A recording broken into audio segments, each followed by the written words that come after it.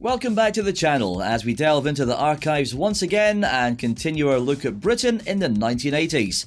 This time it's 1986.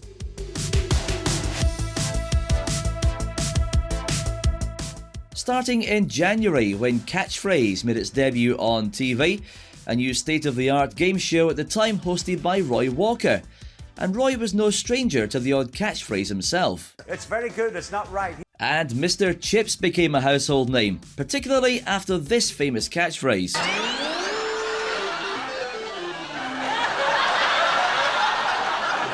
Snake charmer.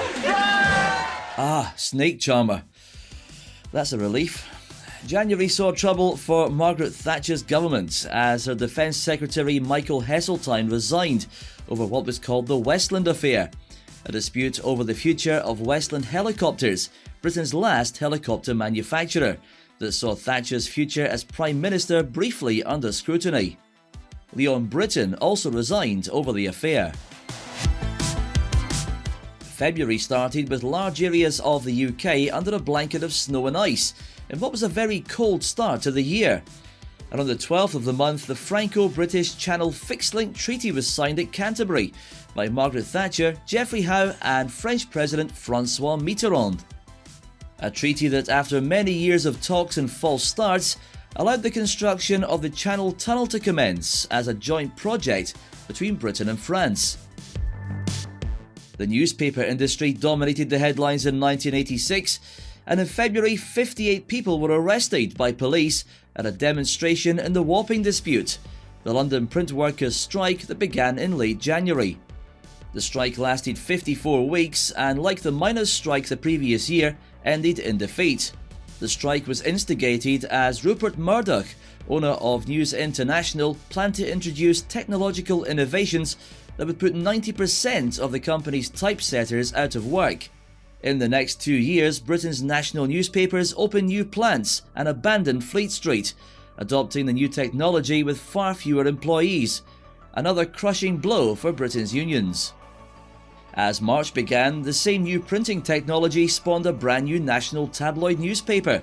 The Today newspaper launched from Wapping, pioneering the use of computer photo typesetting and full-colour offset printing, at a time when British national newspapers were still using linotype machines and letterpress.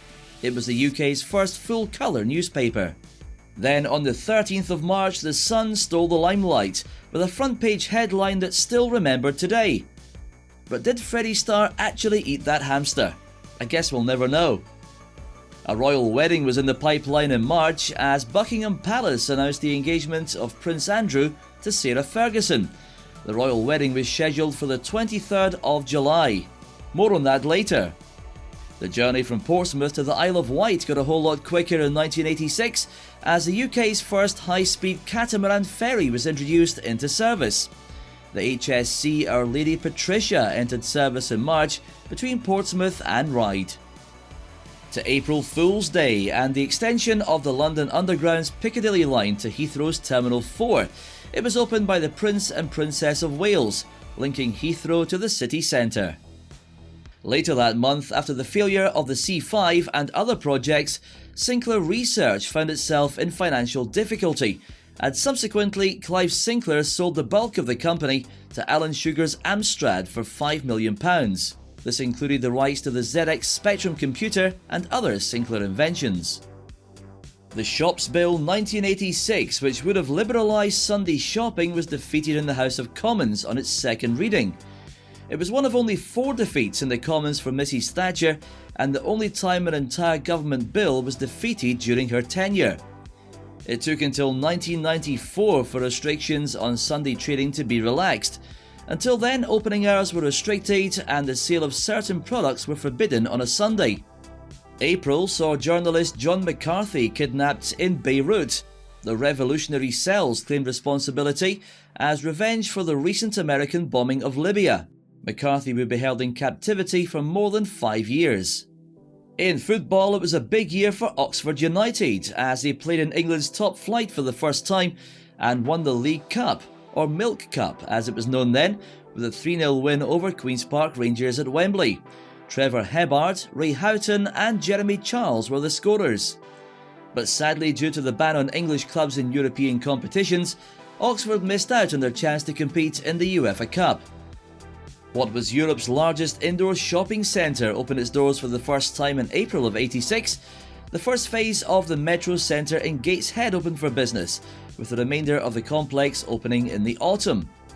And April ended with a series of prison riots across the country, most notably at Northeye Prison in Sussex, where a 70-strong mob of prisoners took over the jail and set fire to the canteen, hospital wing and the sports hall. Into May, and in football, Liverpool won the First Division title for a record 16th time after winning 1-0 at Chelsea. Kenny Dalglish, in his first season as the club's player-manager, scored the goal which gave Liverpool the title. The league went down to the wire, with Everton finishing just 2 points behind their neighbours. Ipswich Town, Birmingham City and West Brom were all relegated. Liverpool also beat Everton to lift the FA Cup, completing a league and cup double.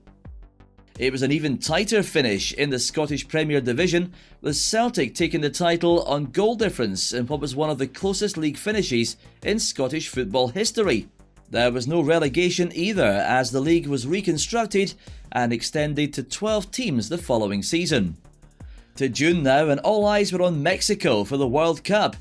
England, Scotland and Northern Ireland were all there, but only England progressed beyond the group stages.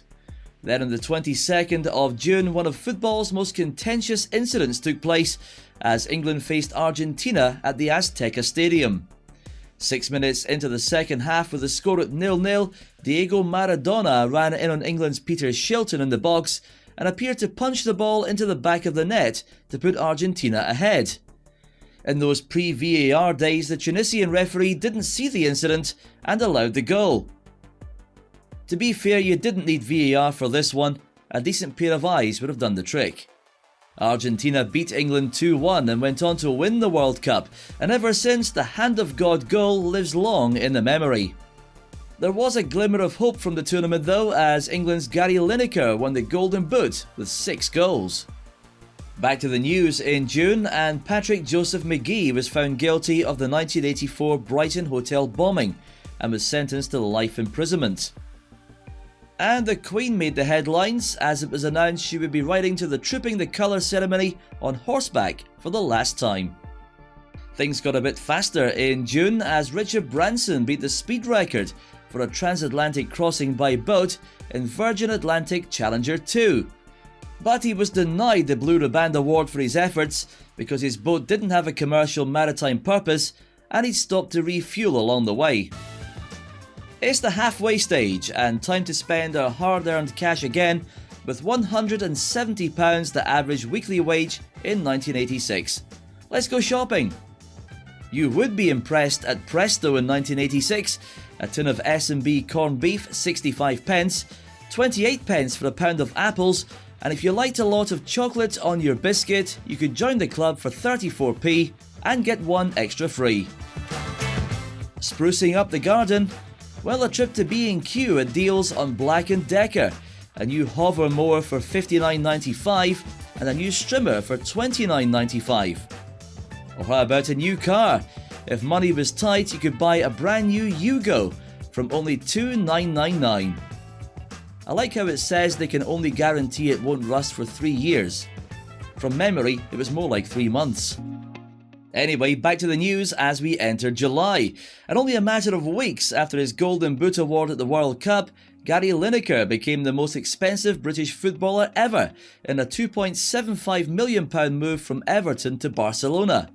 A record that was broken the very next day, with Ian Rush moving from Liverpool to Juventus for £3.3 million. The 23rd of July saw the much anticipated royal wedding of Prince Andrew and Sarah Ferguson. The ceremony took place at London's Westminster Abbey and was on a Wednesday afternoon. As a result, there was a large number of sickies called in across the UK as people stayed at home to watch it on TV. The next day, there was another reason to stay at home and watch TV as the opening ceremony of the Commonwealth Games took place. The 1986 Games were held in Edinburgh as the city's Meadowbank Stadium hosted its second Commonwealth Games in 20 years. Into August, and on the 3rd, the first NFL American Bowl exhibition game took place in London at Wembley Stadium. The Chicago Bears defeated the Dallas Cowboys 17-6. In September, the BBC drama series Casualty made its screen debut as we tuned in every week to find out the gory goings-on at Holby General Hospital. I think the demand for tomato sauce skyrocketed that year. Just a few days later, Margaret Thatcher officially opened the first phase of the Nissan car factory in Sunderland, which had been in use for 2 months. It's the first car factory to be built in Europe by a Japanese car maker. September saw the debut of what was to become one of the world's most popular stage musicals. Andrew Lloyd Webber's Phantom of the Opera opened at Her Majesty's Theatre in London, with the title role played by Michael Crawford, who made his name in the 70s as the bumbling Frank Spencer in Some Mothers Do Have 'Em. A real contrast in roles. 2 events happened on the 27th of October. It was Big Bang Day as electronic trading began on the London Stock Exchange. And we saw what was going on in Ramsay Street for the first time as Australian TV soap Neighbours made its UK debut on BBC One, a year after its launch in its native Australia. October saw Jeremy Bamber found guilty of the 1985 White House Farm murders of his parents, sister and twin nephews in Essex. He was sentenced to life imprisonment with a recommended minimum of 25 years. Now, Chris Rea wrote a song about it, and most of us have been stuck on it at some point over the years. But on the 29th of October, Margaret Thatcher officially opened the completed M25 London Orbital Motorway, covering a distance of 122 miles and featuring 31 junctions. The first section opened in 1975, but in 1986 the circle was finally complete and the traffic jams began almost instantly. And as October ended, Esther Ranson launched a counselling service for children, Childline. The concept was born out of Esther's regular TV show That's Life, and on the 30th of October, Childline was fully operational and took its first calls. In November, the first UNESCO World Heritage Sites in the UK were designated: Giant's Causeway and the Causeway Coast in Northern Ireland, Durham Castle and Cathedral, Studley Royal Park, Stonehenge, Avebury, and the castles and town walls of King Edward in Gwynedd. Disaster struck on the 6th of November as 45 oil platform workers and flight crew were killed in the British International Helicopter's Chinook crash on the approach to Sunborough Airport in Shetland. There were only 2 survivors. And on that same day, Alex Ferguson was appointed manager of Manchester United, following the dismissal of Ron Atkinson after more than 5 years in charge. United won 2 FA Cups under the management of Atkinson, but hadn't won the league since 1967, and were second from bottom in the Football League when Fergie took over. Ferguson brought success back to Old Trafford and held the post for 26 years. A famous government campaign was launched on the 21st of November that was designed to make us sit up and take notice.